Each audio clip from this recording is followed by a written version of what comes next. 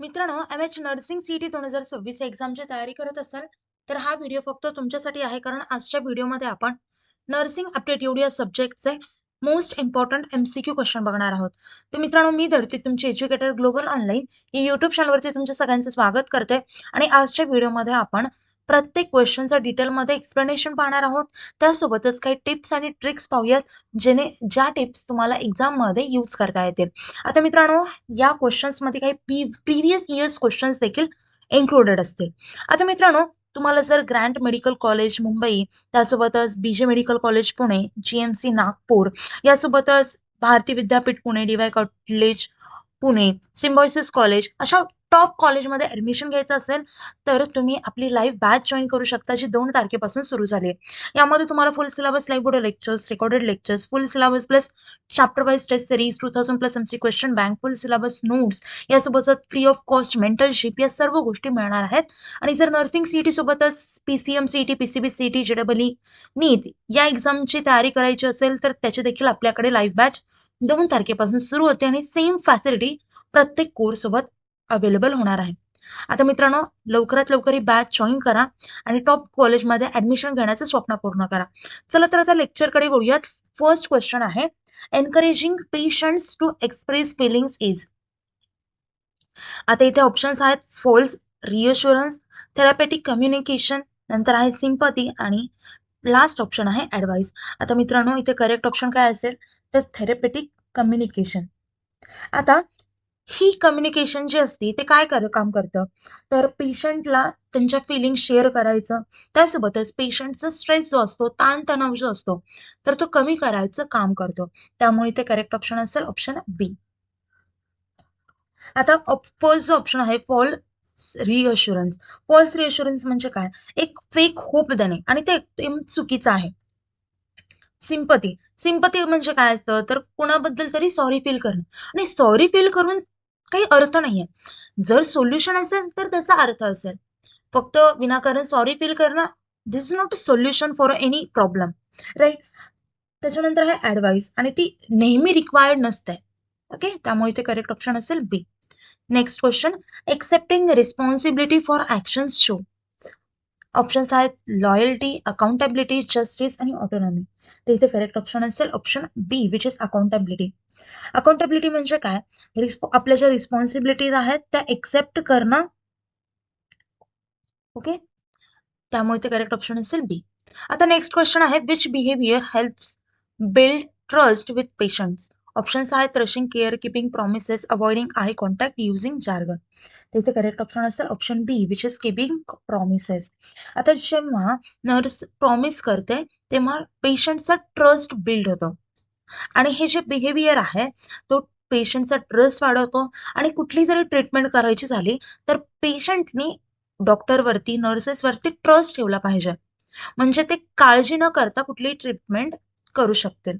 Okay, next question, medication error notice by nurse should be hidden, ignore, reported immediately, blame on others.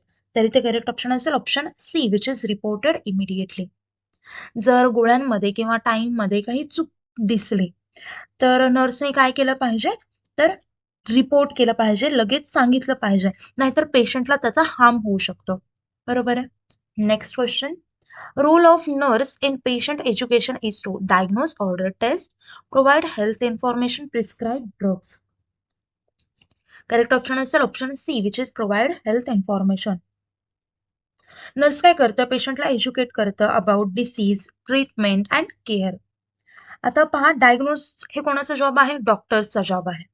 Order test हे पण डॉक्टरचा role आहे, आणि एखादा drug prescribe करायचं असेल ते फक्त डॉक्टरच करू शकतं, दुसरा कोणालाही राईट नाही आहे. त्यामुळे ते करेक्ट ऑप्शन असेल option C. Next question, essential attitude for nursing profession is अँगर, पेशन्स, लेझीनेस, अरोगन्स. काय येईल, तर इथे करेक्ट येईल option B, which is patience. Essential attitude विचारला होता.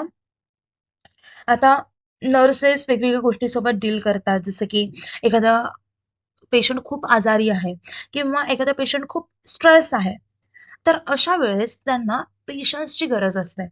त्यामुळे patience is very important when the deal with sick and stress patients. Okay, त्यामुळे करेक्ट ऑप्शन असेल B. Next question, nurses first responsibility towards. आता पहा मित्रांनो, तुम्हाला हे अवघड वाटत असेल आणि मी इथे कमी लेवलचे क्वेश्चन्स घेते. एक्झाममध्ये अजून तुमची लेवल वाढवली जाते, कन्फ्यूज केलं जातं, कारण तो पेपर आहे आणि प्रत्येक चॅप्टर तुम्हाला डिटेलमध्ये आधी स्टडी करावा लागेल. इथे मी सिच्युएशनल क्वेश्चन्स घेतलेले. याच्यामध्ये तुम्हाला थेरॉटिकल क्वेश्चन्स देखील विचारले जातात, जसं की फाउंडेशन ऑफ नर्सिंग वगैरे असे बरेचसे टॉपिक्स आहेत आणि डीप क्वेश्चन्स विचारले जातात. तुम्हाला आता प्रत्येक सब्जेक्टचा डिटेलमध्ये अभ्यास करायचा असेल तर आपले बॅच तुम्ही जॉईन करूच शकता आणि लवकरात लवकर बॅच जॉईन करा. चला आता क्वेश्चन्सकडे बघूया. इथे काय म्हटलंय, डॉक्टर, हॉस्पिटल, पेशंट, फॅमिली. तर इथं करेक्ट ऑप्शन येईल option C, which is patient. नर्सची पहिली रिस्पॉन्सिबिलिटी कोणासाठी असते तर पेशंटसाठी असते. Next question, caring for terminally ill patient requires fear, neglect, compassion and support strictness. तर इथे करेक्ट ऑप्शन असेल option C, which is compassion and support. आता टर्मिनली जर बघायला गेलं तर इल पेशंट काय लागतं, तर इमोशनल सपोर्ट लागतो, केअर लागते, काइंडनेस लागते, भीती किंवा स्ट्रिक्टनेस नाही लागत. बरोबर आहे, त्यामुळे ते करेक्ट ऑप्शन असेल ऑप्शन सी. नेक्स्ट क्वेश्चन, आता मित्रांनो पहा क्वेश्चन पाहूयात, पण जर तुम्हाला एक्झाममध्ये चांगला स्कोअर करायचा असेल तर जास्तीत जास्त एमसीक्यू सॉल्व्ह करा. थेडी जेवढी महत्वाची आहेत तेवढी एमसीक्यू गरजेचे आहेत, कारण प्रॅक्टिकल नॉलेज असणं गरजेचं आहे.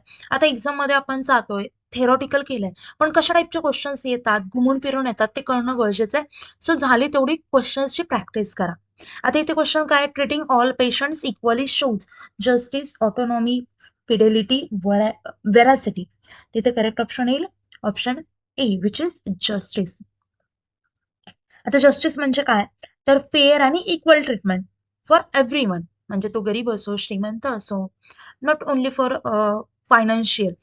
जर एखादा खूप जास्त आजारी पेशंट असेल तर त्याला सेम ट्रीटमेंट दिली पाहिजे. प्रत्येकाला इक्वल ट्रीटमेंट घेण्याचा हक्क आहे. Next question, refusing unsafe practice shows. ते इथे करेक्ट काय ऑप्शन येईल option C, which is professional integrity. Professional integrity म्हणजे काय, तर doing the right thing even if it is difficult. जरी चुकीची म्हणजे ती पद्धत धोकादायक असेल किंवा चुकीची असेल तर त्याला नाकारणं आलं पाहिजे. बरोबर आहे, म्हणजेच रिफ्युजिंग अनसेफ प्रॅक्टिस. कळालं, आणि हे गरजेचं पण आहे एखाद्या पेशंटला वाचवायचं असेल तर. आता मित्रांनो, हे जे सगळे क्वेश्चन्स आहेत आपण डिस्कस केले, तरी तुम्हाला कुठल्याही प्रकारचे डाऊट असेल तर मला व्हिडिओ खाली कमेंट करा. आणि आता नर्सिंग सीईटी आणि जे आपले बाकीचे कोर्सेस असेल त्याची फीस फक्त 5,000 असेल पर कोर्स, आणि जर तुम्हाला पूर्ण कोर्स बाय करायचे असेल तर त्याची प्राइस असेल फक्त 10,000 रुपये. पहा, ही खूप छान डील आहे, तुम्ही लवकरात लवकर ही डीलचा ऍक्सेस घ्या. आता मित्रांनो, कोर्स जॉईन करायचा असेल तर दिलेल्या नंबरवरती कॉन्टॅक्ट करू शकता किंवा प्ले स्टोर वरती जाऊन सुद्धा हा कोर्स तुम्ही जॉईन करू शकता, एनरोल करू शकता. आता मित्रांनो, आपले लेक्चर आता इथेच एंड करूया. कुठल्याही प्रकारचा डाऊट असेल तर व्हिडिओ खाली कमेंट करा. Thank you, nice day, bye.